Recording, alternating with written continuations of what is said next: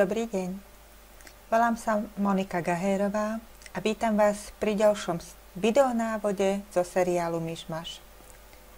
Dnes si ukážeme, ako si nastavíme klávesnicu tak, aby sme písali po slovensky.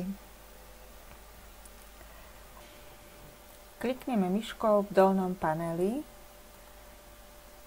na panel jazykov a pozrieme sa, aké jazyky sú nainštalované v mojom počítači a ktorý z nich je predvolený. Vidíte, že prvý jazyk, skratka N, je angličtina, za ním nasleduje SK, slovenčina. V mojom počítači je teda predvolená angličtina a tento jazyk si klávesnica vyberá ako prvý, keď začínam písať. Je to pre mňa dosť zaťažujúce, pretože zabúdam, že mám nastavenú prvotnú angličtinu a rozbehnem sa v písaní a napríklad po 4-5 vetách zistím, že moja klávesnica píše nezrozumiteľné znaky a musím manuálne klávesnicu prepínať. Takže pozrieme sa, ako nastavíme jazyk klávesnice tak, aby sme mali predvolenú slovenčinu a písali klávesami po slovensky.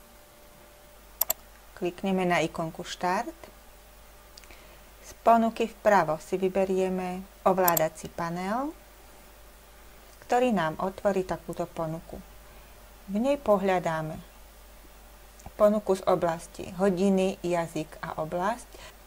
Vyberieme si možnosť zmeniť klávesnicu alebo iné metódy vstupu. Na záložke klávesnice a jazyky zvolíme možnosť zmeniť klávesnice.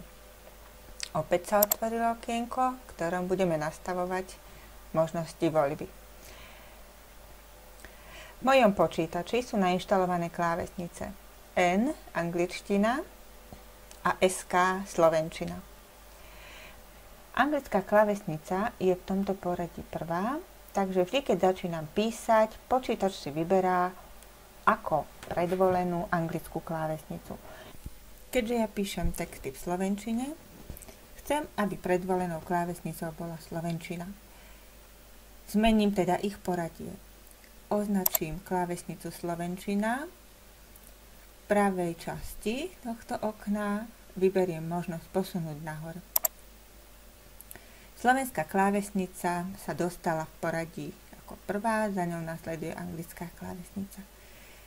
Vyberiem možnosť použiť, tým sa zapamätá poradie a zvolím možnosť OK.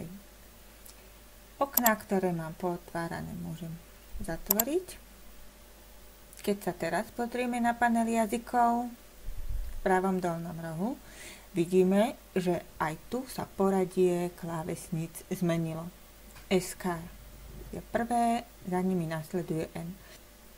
Potvrdenie výberu ale máme pri možnosti N, takže prejdem myškou k SK a vyberiem SK. Otvorím panel ešte raz a teraz je vidieť, že predvolená klávesnica je slovenská.